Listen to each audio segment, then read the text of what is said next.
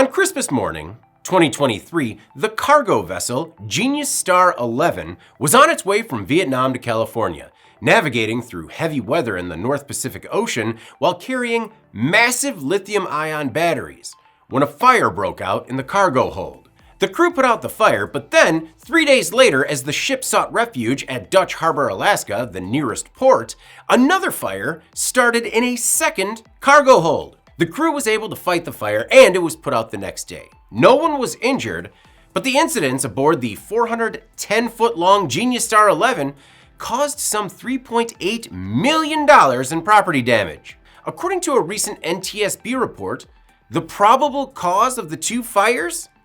Improperly secured lashing belts. During the storms, the vessel encountered gale force winds of 30 miles per hour, gusts above 35 miles per hour, and swells reaching 19 feet high. The conditions caused the Genius Star to roll significantly, and seawater washed into the cargo hatches. As the vessel wrestled with the weather, 41 battery energy storage systems, or BESS units, broke loose and suffered internal structural deformation, which led to thermal runaway in 3 units. These BESS units were stationary landside power supply units designed to store energy during peak electrical generation and supply power to an electrical grid during low generation periods.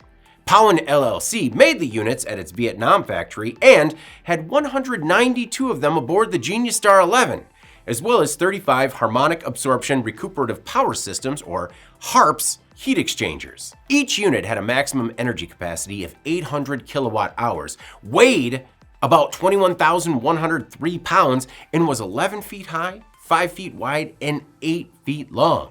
During the storm, several brackets securing D-rings had separated, allowing the BESS units to shift.